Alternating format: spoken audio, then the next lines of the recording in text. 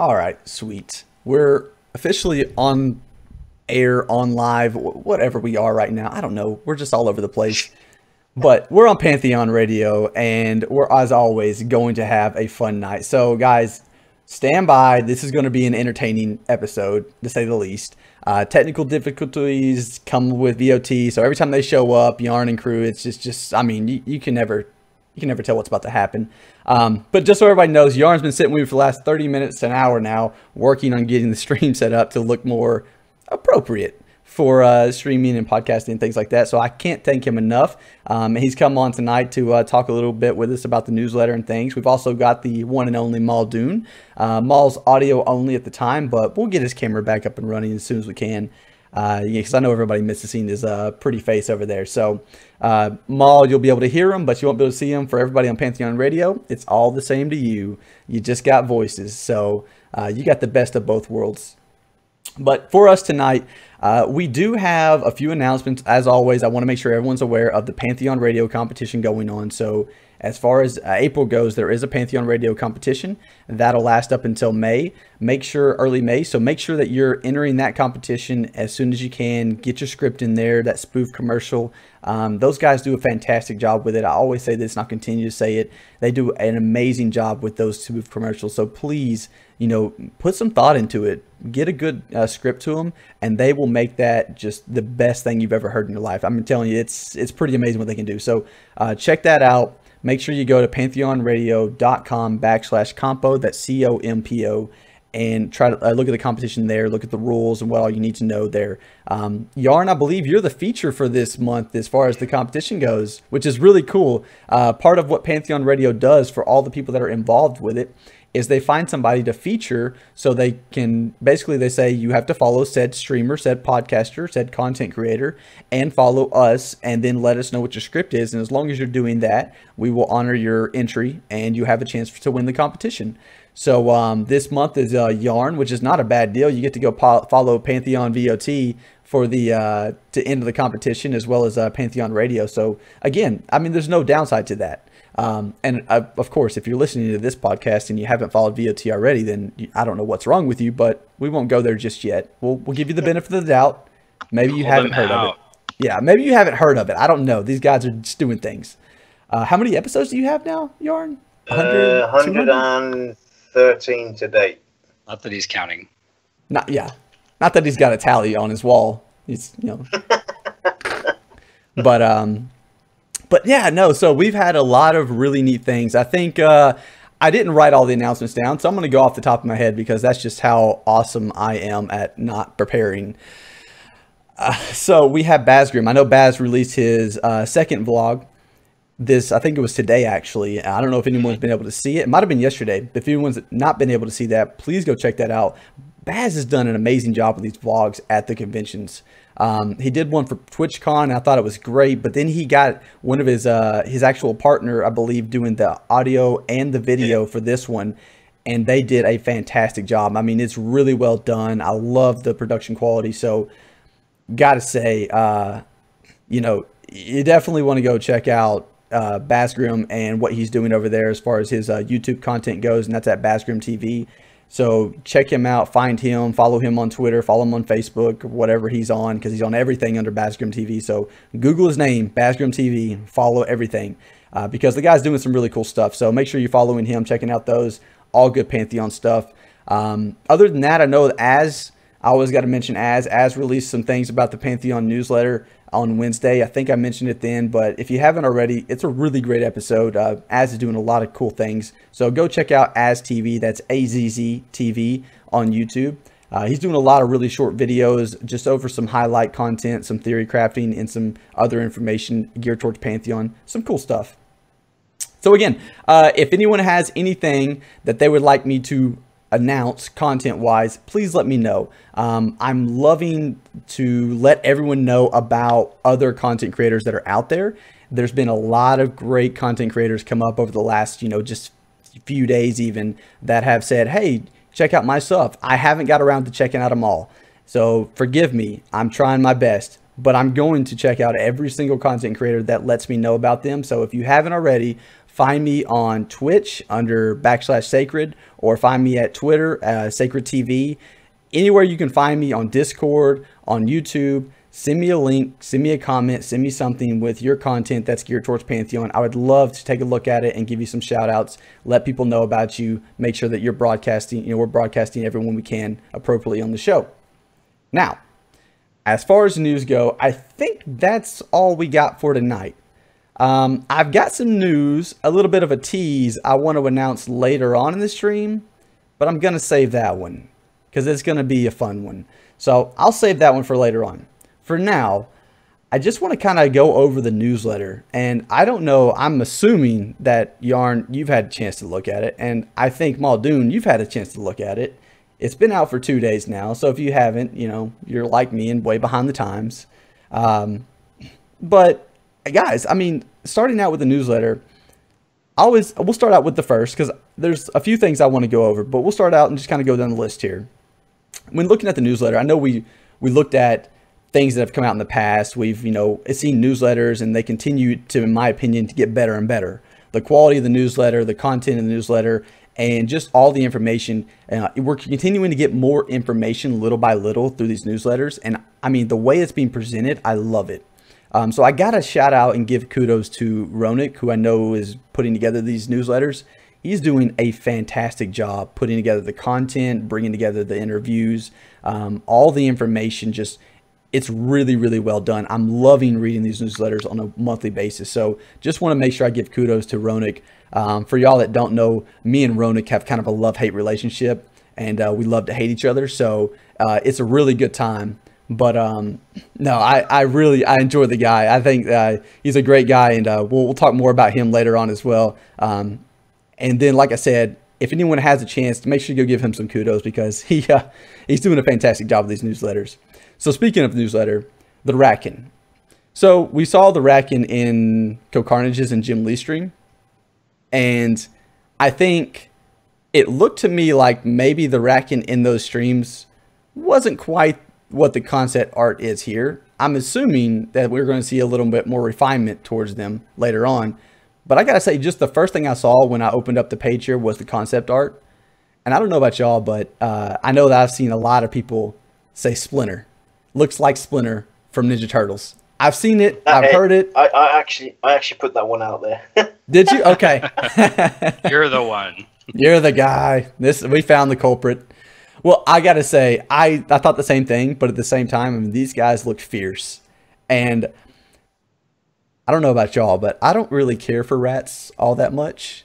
So thinking of like a 6 foot, like stout, muscular looking rat, I'm not the most fond of rats in general. So, as far as the look goes, like that was the first thing that stood out to me. I saw the Splinter comment. I saw this giant rat that, had this man stance, and I was like, man, I don't know how I feel about that. Like, I know some people have a big thing about snakes, some people about spiders. In Co's stream, for example, he made the comment about, oh, this is a spider. Y'all didn't sign me up for a spider fight, that type of thing. For me, I don't know. Rats kind of get to me. They're, I don't know. It's something about them. Like, they're really smart, but at the same time, I don't want them to be smart. I want them to go away. So, I don't know. Anyways, it's just a little thing for me. On that note, the way this is laid out, when we're going over the overview for the Ratkin and things like that, I'll just go ahead and kind of pass it over. Yarn, was there anything that stood out to you about the Ratkin, like the race itself, like that was different than what you originally kind of thought maybe when you saw the streams? Well, in the newsletter, basically, they go into a lot of detail about the lore behind this race. And they put a lot of thought into it. That's the thing that stuck out to me, is the amount of time that's been put into figuring out the lore, the background for this race, and actually looking at real life rats and taking some of the bits and pieces that normal rats normally do and putting that into the lore. Like they're talking about vermin mania and illnesses and sicknesses that they have, and how they kind of distance themselves from other rats and fight over food and stuff like that. So it really stuck out how detailed the thought was going in and bringing it, connecting the real life rats to this race. And that just shows the dedication that they're putting in. So that's what basically stood out to me. Yeah, someone actually put it in chat here that... Oh, go ahead. Go ahead, Maul. I'll say that. I was just going to say, someone put in chat here that they're thieves. And, yes, rats are thieves. So, go ahead, Maul. Usually, yeah. Same reaction as Yarnilla. I do want to point out, like, kind of looking into that, looking at some of the lore that we know about the other races, what we know about things and time periods and eras, I kind of wonder if the Ratmen are also a well-studied race and seen as kind of a lesser race, and that might kind of play into them hating everybody because they're kind of seen as a lesser race, whereas they don't see themselves as that. I was just kind of reading in between the lines, just kind of imagining further in that. I had mentioned on Wednesday's stream that they can take something like Ratmen that kind of, it doesn't exist in every game. It usually does. And it's usually very basic, and you're supposed to just take it at face value. And they expounded upon it to infinity. Like, they put so much detail into it that I just kind of thought, all right, okay, work, It's, go ahead. To go on and carry on from your thought, I actually think that they are a pretty smart race, and they deliberately put themselves at a lesser standard, and that's what makes them, viable and so resourceful amongst themselves. They do it on purpose. That's the kind of vibe that I'm getting. That they're very intelligent, very smart, and sneaky as well. By hiding that intelligence from the rest of the world. Oh, yeah, I couldn't agree more. I mean, it really seemed like, based on everything that was said about them, that they're a very intelligent race. And to dumb yourself down, that's what usually intelligent people do whenever they want to try and blend in with the crowd. Otherwise, you're just aloof and nobody wants to talk to you. It does make them more resourceful, just as you pointed out. And I guess my point is that they play the part so well that they're looked down upon from other races, so there's probably some level of disdain or kind of hidden aggression that they have toward them. You know what I mean? Kind of a latent aggression that they don't let come to surface. So I thought I couldn't believe when I was reading it that I was thinking about the Ratmen more than like, oh, that's something I'll kill in some dungeon someday. Like, I was contemplating the race and like what it meant in the world and what it could mean in the future. I was just kind of stunned at how much detail they put into it. It was pretty neat. Yeah, definitely. And by the way, so I just want to go ahead and apologize. For some reason, the audio on Pantheon Radio is not working properly. So I'm going to go ahead and shut that down. I did. So I apologize for everybody that was listening on Pantheon Radio. We'll put the broadcast up afterwards for you all so that it can be replayed. But again, I apologize. They weren't able to hear y'all or Maul during that whole discussion. So we'll put the rebroadcast out there for everybody that wants to listen to it. But we'll continue on with the podcast now. And like I said, we'll have it rebroadcast at that point in time. So yeah, I don't want to beat up the Ratkin too much. I mean, I loved the concepts, the ideas, the actual thought behind it. I mean, that was one thing, like you both mentioned, they put so much thought behind the story, for just, it's not just a mutated rat. They're not just like, oh yeah, it's a mutated rat. That's all. That's it. No story behind it. No actual, lore. No real, we don't know any information. It's just, it is what it is. Like, that's what I feel like most games would do, is they would just kind of create some sort of like race or, something like that. And they would just be like, especially for mob types, they're just like, oh yeah, that's all it is. It's just there. Don't worry about where it came from or, all the details behind it. But with Justin and Pantheon and what they're doing, I mean, it's almost complete opposite of that. It's almost like they have to have a story behind them, or they don't really want them in the world. And I like that. I like that a lot. I mean, I don't know how y'all feel about that overall, but for me personally, that's a huge deal for me. I really enjoy the fact that they're going to that extra length, that extra mile to make sure that everything has a place, everything has a story, everything has a background. And if it doesn't have a background, if it doesn't have a story, then, well, they're looking at it and going, well, why not? What kind of story can we create around this? What's the details behind this? You know, they're asking that question, why? So it's, you know, that's really, in my book, that's really neat to me. With that, I'll say this. I did say that somebody said they were thieves. I apologize, Mass. I interpreted it as you were calling them thieves. I think of them as thieves, okay? They steal and they don't have any remorse about it whatsoever, unless it's from their own kind. But regardless, they're rats. I mean, that's just to me what a rat is. It's a thief. So when looking at this, we talked a little bit about the of Mania. Let's see, my words are skipping me here. Help me. Vermin Mania. Okay, Vermin Mania. So when thinking of this, now, I'm not sure how this is going to come across, quite honestly. And I don't know if I have enough details to really put all the picture together, but I think that that's a pretty good, like a pretty cool concept to mull over and do some theory crafting around, like how that might actually unfold in the game. I won't do it just yet, but I'm just saying, maybe for VOT, that might be something that you could probably have some really deep theory crafting on at one point. I know y'all guys love it. Take the wind out of that, but I don't know how much that's going to actually play into the game. There might be some lore behind it. It might kind of shape what the city looks like. It might shape what the other races think about it. But I don't know. I don't know that we'll ever see it happen. Yeah, you know what I mean. Okay, it's definitely one of those things. They could maybe mess around with adding those features in, because, you know, the Vermin Mania is basically when the food supply becomes less and the population becomes more. That's when this Vermin Mania happens. Yeah. So the population gets basically evened out, so that there's enough food to go around. So putting devotion and time into a system like that we can actually see reflect in game. If anybody could do it and would most probably be willing to do something like that, it would be VR.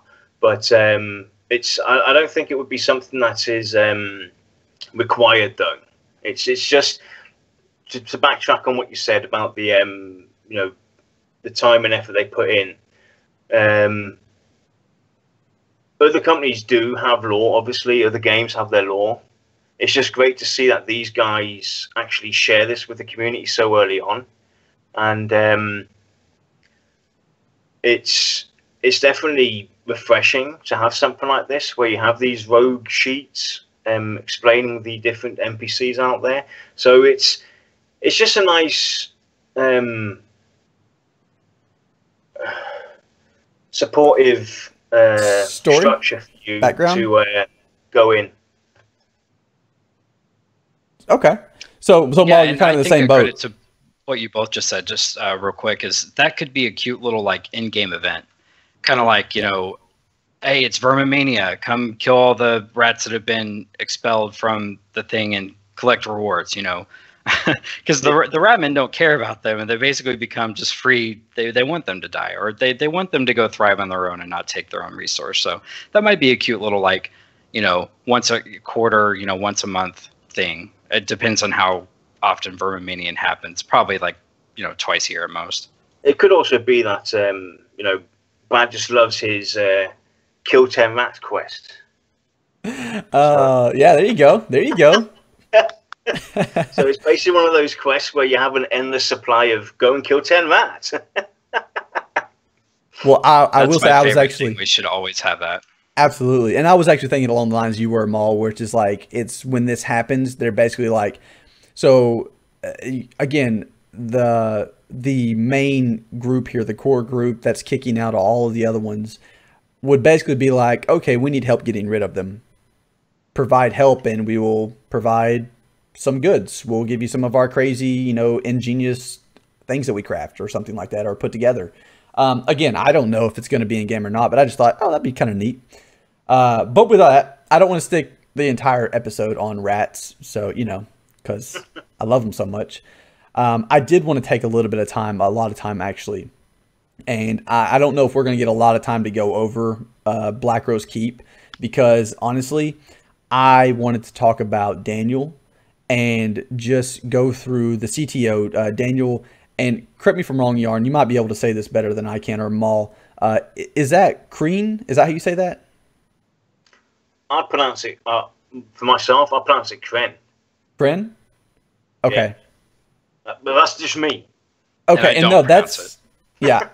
No, and that actually it makes sense. I mean, checking in with Kren, Daniel Kren. So that makes sense. I think it has a little jingle to it. And I will go with that for now. And I apologize. Please, somebody correct me if I'm wrong here, because I'm usually am. So moving on from that, I will say, reading through this, I thought that this interview was kind of eye-opening to me. I've heard of, you know, Daniel's name in the past. I know that I've seen his name and I've heard Brad talk about him. I just never quite put together the picture of what he did on the back end. And it looks like this guy is just, I mean, kind of like the true MVP of Pantheon when it comes down to it, in my opinion. You know, as I read this, I don't know what you all thought when you read that, but I mean, for me, I was kind of blown away by just what he looks like he's involved with and how big of a scope that he truly has underneath him. That just goes with the whole entire team, though. If you look at it, I mean, it's definitely brilliant to get the insight and get to hear from the people in the back end of VR. But if you look at Kilson, you look at Ben Dean, you look at Jopper, you look at Ronick, you look at Brad. And everybody else out there, how talented and impacted they are. Zippy Z, for instance, when we did his interview, to get an insight from him, what he does and where he's involved in. The whole entire team is on the same level. And I guess it kind of comes with the job at VR. They're basically setting a standard, you know, that's a bit higher than any other development team out there. Yeah, I agree. 100%. Maul, I mean, I know you're in agreement as well, but do you have anything to say on that? I disagree completely, actually. Okay, no. Well then Maul's no longer on the show. So it was nice to know. What I was going to point out is that everybody there has a title, but their title seems to be maybe like 50.00001% of what they do. Mm-hmm. And then they have a hand in everything. And then it sounds like his title should be literally has a hand in everything, senior executive, you know, like, because he's just so highly involved with it. It is cute that they kind of went through and spotlighted him, but honestly, like, I don't think that takes away from what everybody else does, but I would bargain to say that he's probably the most involved person, but everybody's really involved in what they're doing, and I'm sure it's a really great team. Oh, yeah. And okay, so I didn't mean to make it sound like that, but... well, it sounds like you meant that. Yeah, I get that now, okay? I got it. All right? Calm it down. Jeez. Can't find a good co-host around here to save my life. Man. Yeah, me either. All right, well, it was a good show, guys. Beauty, sparks, bye. I'll be the judge. I'll play ref. All right. Well, I will say, as far as like programming goes and things of that nature, and like you said, you know, I think each one of these team members, they basically get pulled onto the team and they're said, you know, they're said, okay, this is your focus, but underneath that focus comes everything under the sun. You know, the jack of all trades comes to mind when you think of everyone on the team, except when I was reading through this, one of the things that I noticed is that when reading through, I think when I'm thinking of Daniel, when I'm thinking of how he operates, the thing that really caught my eye, and it was towards the end of the conversation, was how he's like, and I'm just going to go ahead and make sure I phrase this correctly. What really motivates me to work 14 to 15 hours a day, 7 days a week to help make a project like this Which reality. Is not enough, by the way. Yeah, obviously, is basically what he's saying is that the passion he has for not only making Pantheon feel like a home for us, but bringing back that MMO experience that he once had as well, just like we did. That's what really gets me, is that every single one of these developers that I've heard an interview about, every single one of the leads in this project that I've seen speak up or talk or anything of that nature, always say pretty much the same thing, which is pretty awesome in my book, that they are not only doing this for us, but themselves as well. They loved that old school MMO feel that we're looking to get back and recreate. They all loved that. They experienced it, to some degree.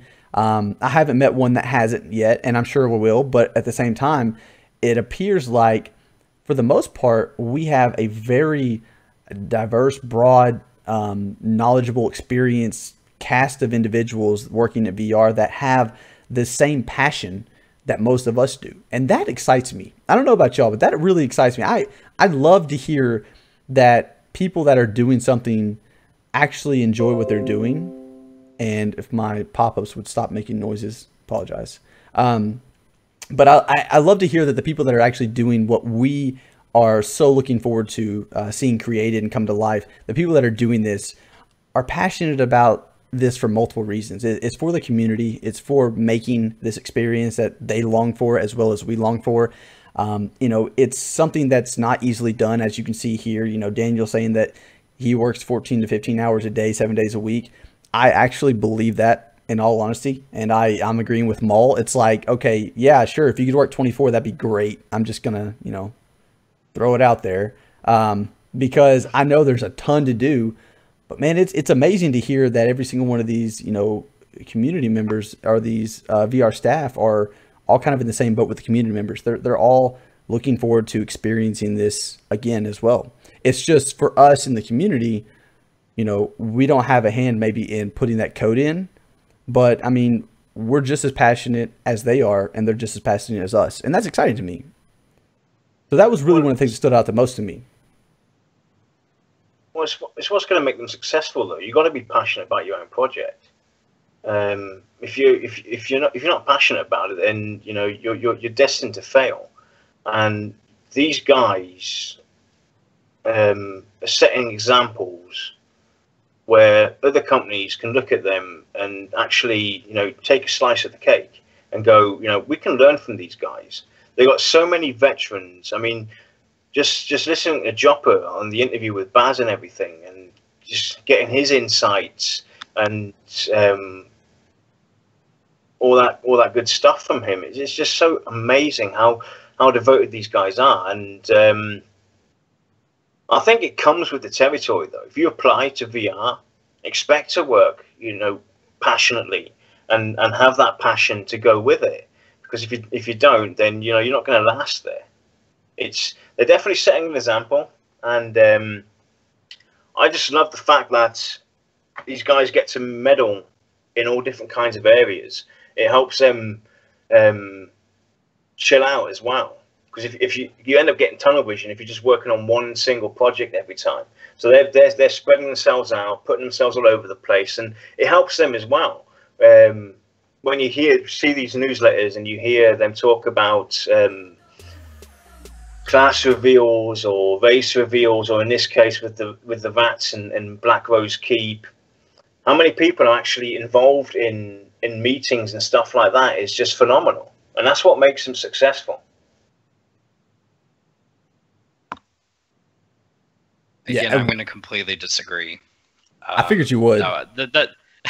No, I mean, that's all that really can be said about it. It is pretty amazing to see them all highly connected like that.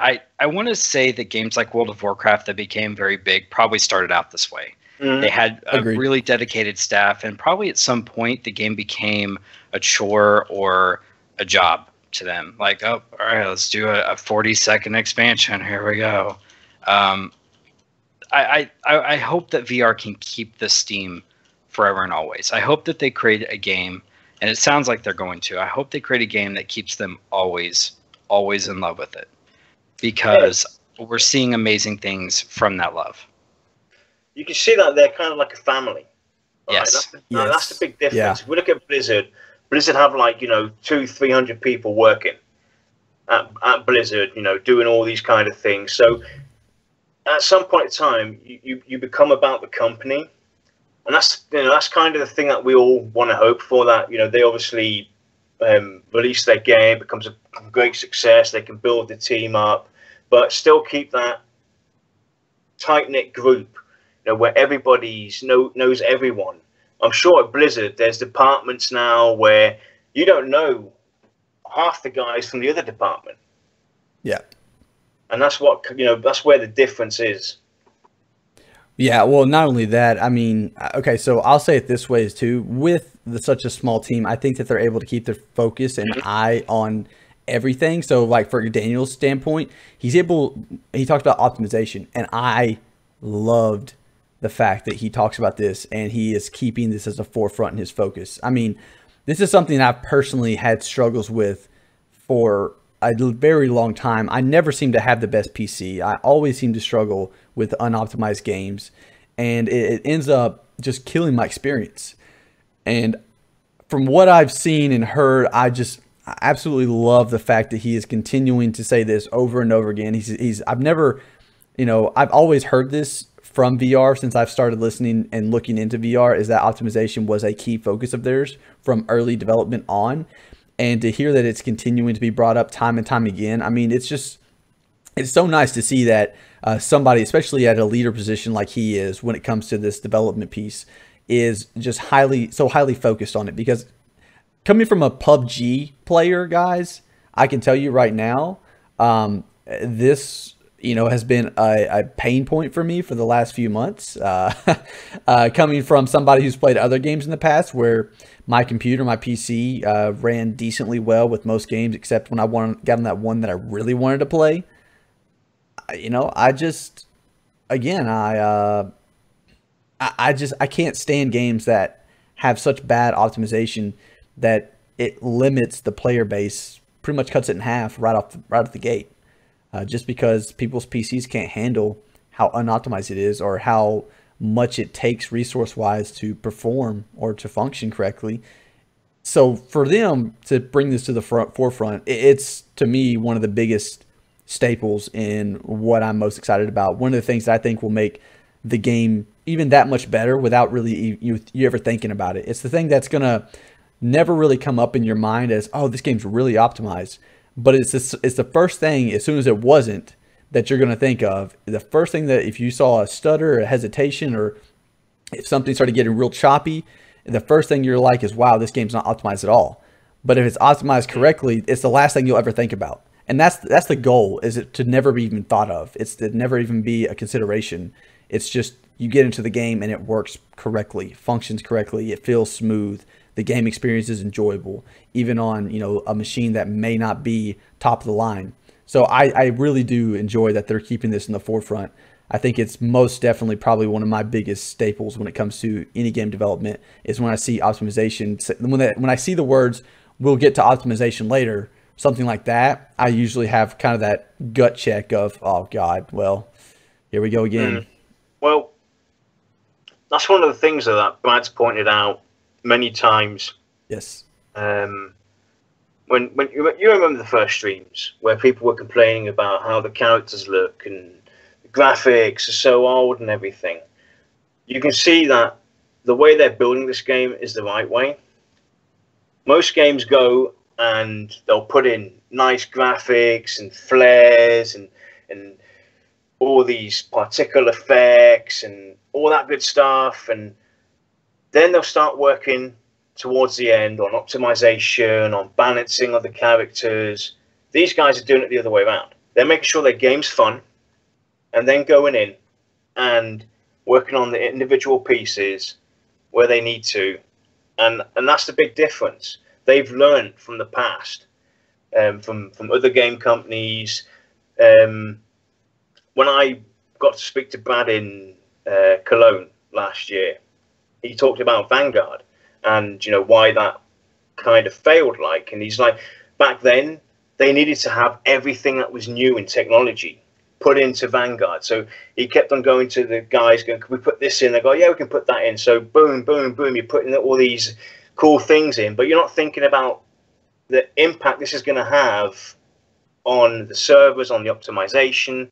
So they've learned and made massive strides on not to make the same mistakes again, and it's showing. I have to say, that was probably one of the biggest disappointments in Vanguard. Is I loved Vanguard, but it was just not optimized. And I even had like a really powerful computer. It was just weird stuff. Sometimes you could be fine for 45 minutes and then suddenly a memory leak, and then boom, like everything is spiders. You're just like, oh my god. But they did have function /flush. Oh, for those issues. Yeah. So I actually like that. I actually like them having thought about something like that. I remember that now. I do appreciate that they did that too. Yeah. You only have to do it every 4 minutes. Well, so okay, so I think that what he's done for the game, for the company, I think it's tremendous. But I also, just on the highlight there, I love the fact that he mentioned that he's looking at the shaman and druid. I, being a prior hardcore cleric fan, have been drifting over to the shaman realms more and more and more, and I don't know. I'm enjoying the thought of maybe doing something a little different with a different class, come release. So we'll see. I'm keeping my options open, but I enjoyed that he was bringing out those two classes and pointing them out, because I've been thinking about them a lot lately. That's just a little side note. All right. So on that, I want to go over to BRK real quick, because they had a huge write up about BRK. For y'all that don't know, Black Rose Keep is BRK. So when looking at BRK, the first thing I want to point out, and I don't know if y'all do this, but every time I see one of these write-ups, the first thing I do is just scroll on the page and look at the pictures, because I love pictures. I'm like one of the kids that I would go get a coloring book instead of actually get a real book, at the age of like 14. So, I still do that. I'm like the adult coloring book kind of guy. Because you're still 14, right? That's pretty much right. I wasn't going to say it, but since you're going to go ahead and point it out. But no, I was looking at some of the pictures, and I just pulled them back up to scroll back through them. And I don't know about y'all, but every time we see pictures or images or something like that, it seems like the graphics get better and better. But the one thing I noticed, there's one picture in here that really stuck out to me, which was they have a shot of, it's kind of like a tower, and it's got some flames, some torches on it. But in the background, you see like the mountain range, and you see this moon and some clouds, the stars behind it. I'm a nighttime fanatic. I don't know about y'all, but I love night. Like, I love darkness, like caves, nighttime. Like when I'm playing the game, I really enjoy that. Yeah. And this looks, I wasn't one that got to go to PAX East, guys, and I didn't get to play around in, BRK for 15 minutes like a lot of people did. But that view, that picture alone looks amazing. I can't wait to see that. Can I ask you something about that picture, though? Yeah, please. Look to the right. I see it. I know what you're talking about. Is that a planet? It does look like a planet. It does look like a planet. I don't know. I'm very, very, that's one thing I noticed. I wasn't going to quite point it out, because I was like, what is that? Like, why are we seeing planets? Like, I don't know. I'm really interested to see what that actually might be. It might just be, I don't know. I have no idea. It looks like a planet, honestly. It looks like... I'd just say I hope so, because EverQuest 2, you could see Luckland, the moon, out in the horizon, and it looked beautiful. And when you could see stuff just out there, I love it. It just kind of gives life to the idea that you're not, your realm, wherever you are, isn't the only thing. And it would be so cool if maybe this is one of the planets that one of the races came from. The planet didn't explode. It was not inhabitable for them anymore, but we can see it. That would be so neat. Yeah. So, have you ever played Subnautica? No, I've watched you play it, though. Okay. So in Subnautica, one of the biggest moments for me was when I stepped out of the little vessel and it happened to be nighttime. And I stepped up and I was on top of kind of the water line and I was looking at the sky at night. And there was like a moon and like 2 other planets just kind of orbiting around. And for me, it was probably one of the most, memorable moments, memorable views of the entire game. And the game's pretty beautiful overall. But just seeing that sky, the planets, the stars and everything, like you said, it just made you feel like, oh, wow, there's other things out there. Like there's more than just this one little area I'm in type deal. And it intrigued me. I was like, well, can I get there? Like, what's there? What is that? Now that game doesn't do maybe this, the same lore as what we would hope, but definitely in Pantheon. I mean, I would assume if it's some sort of planet, then we might hear something about it at some point in time. Just based off of how lore's going at this point. I hope so, and I know we don't have like infinite time for me to go on a long anecdote, but Final Fantasy 11, Final Fantasy 14 1.0, before the revamp, which is what's being played now, that's in 4.0 or almost 5.0. The into it's spoiler alert, but you can't go play it anymore, so it's not really a spoiler. Somebody cast the iconic spell Meteor, which is literally bringing this fake moon that was built by an ancient civilization holding Bahamut, a dragon, and pulling it into Eorzea, basically destroying it. And in the final days of the server, the devs put in a moon that was blood red and had like effects around it, and you could see it getting bigger and bigger and bigger. And on the final hours, you could see it ready to collide. And then it was like kind of chilling to watch the video, because that would have been such a cool experience to be a part of that at like the final hours and see that. I really hope that if they are going to include things that are on the horizon, that there's a lore behind them and you can see them like change color and it has like an impact on our atmosphere. It does something to dispositions or something really cool. I would love something like that. I think little flair moments like that really make for an iconic experience, and I hope we see something like that. It's almost as if they do it deliberately, though.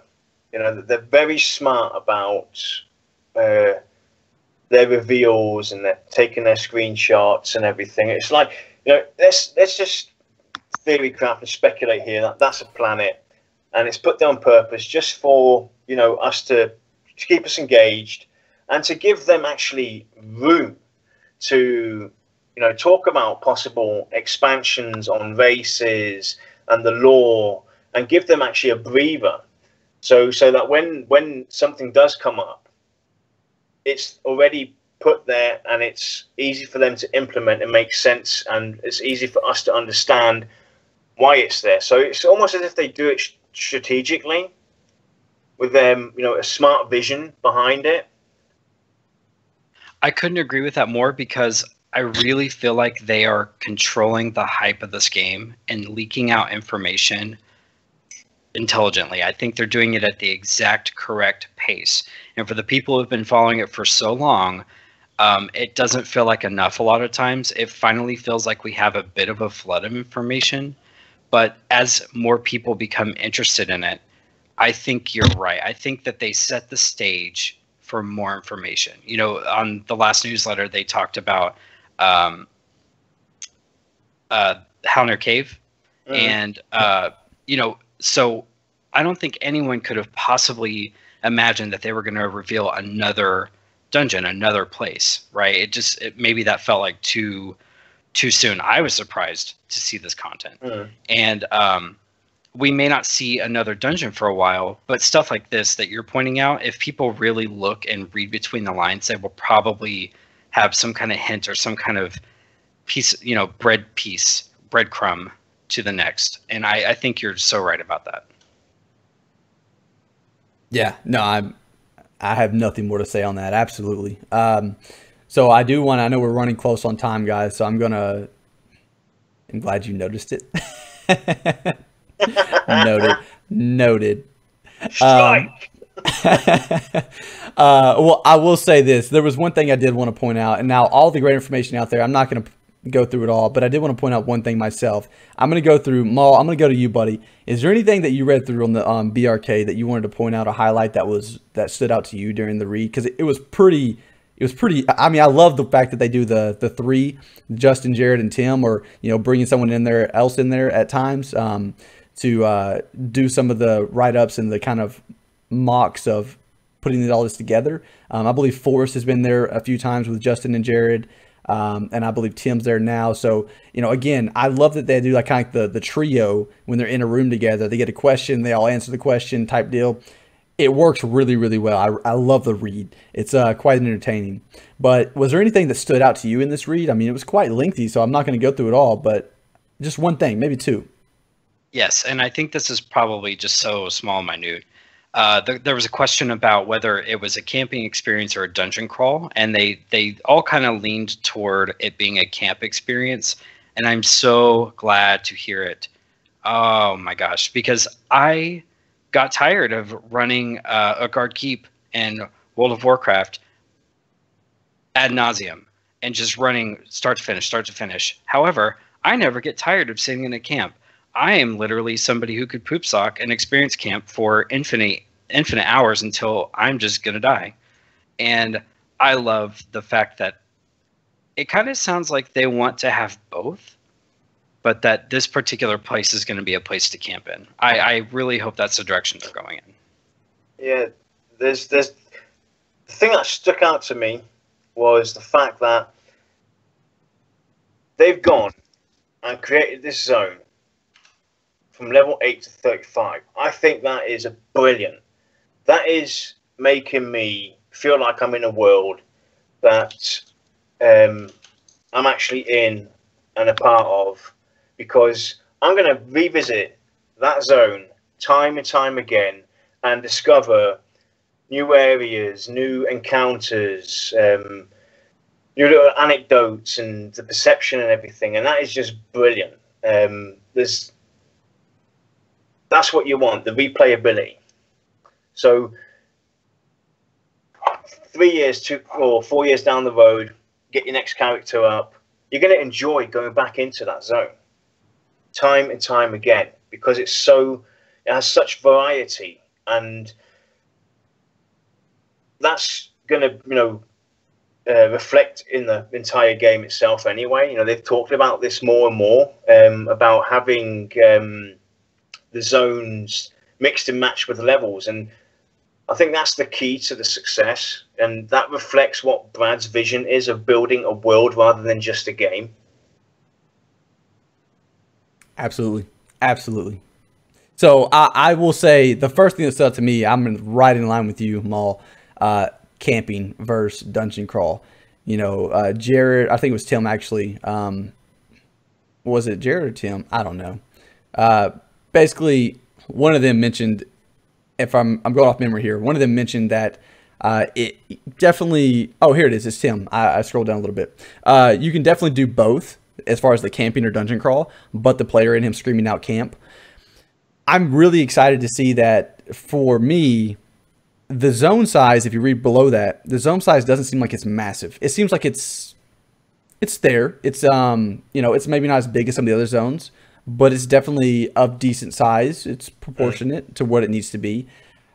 However, I would hate to have the thought of just running through a zone over and over again, and just pulling. I kind of think of, I guess I think of like Unrest, for example, because I've been in Unrest and EQ here lately, and I've been going into the main room, and we're sitting in the main room, and we're pulling things to us in the main room that are upstairs, and we're definitely not going like downstairs at the time, but it's like there's mobs up, down, left, or right that potentially could be much higher level than you at some point, but at the same time there's mobs you can pull. So like having an experienced puller pull back to that main room, it makes life nice, it makes it easy, but it's not so big that you don't know that there's other things right there with you.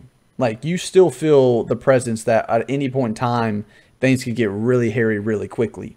And that's kind of the feeling that I get when I read how big the zone size is, and that it's a kind of a camping experience. Maybe you like sit down, have a little bit of a have a little bit of a group sit down in a central area and just pull to you.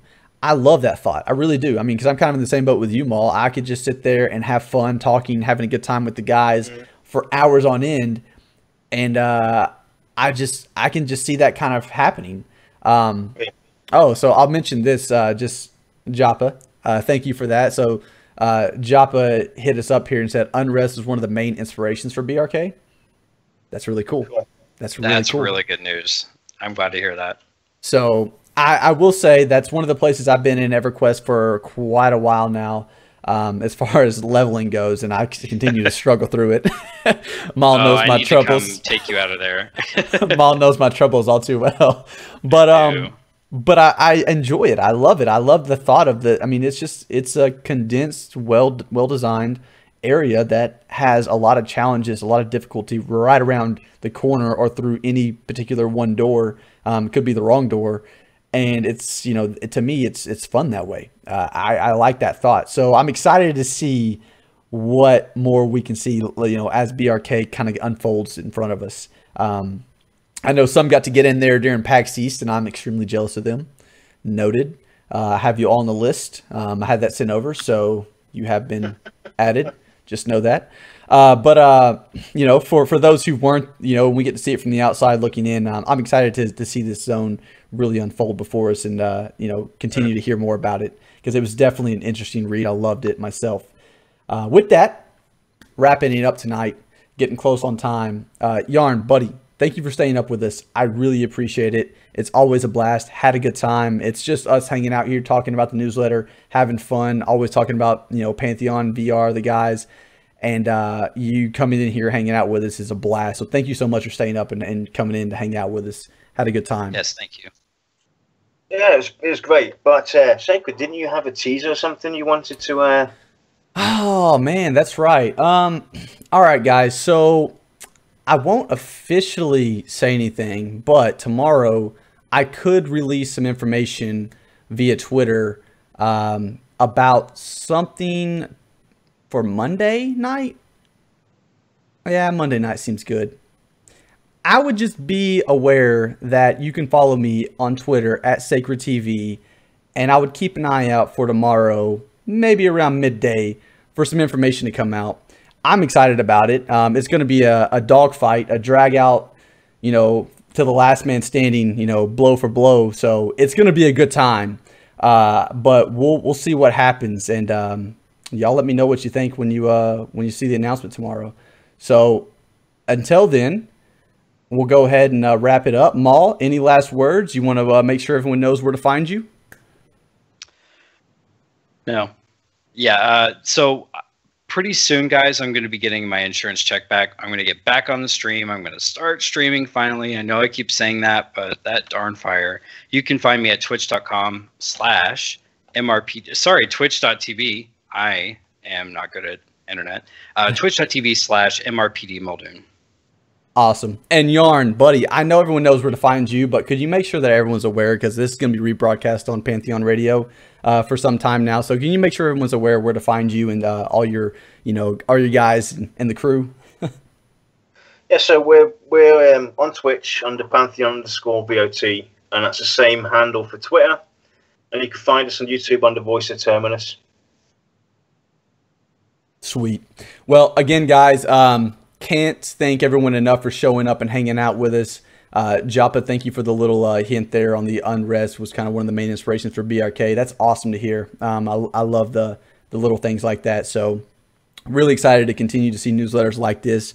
And I'm really excited to continue to see what we see coming up here, you know, in the future. I think, like you said, you know, Maul, I think they've kind of set themselves up in a perfect position to continue to kind of unravel this whole mystery of what Pantheon is and what all's in it and things like that, you know, over the course of time here. And I think it's just coming to us in great waves right now. So I'm excited to see where this continues to go over the next few months and, you know, on beyond that.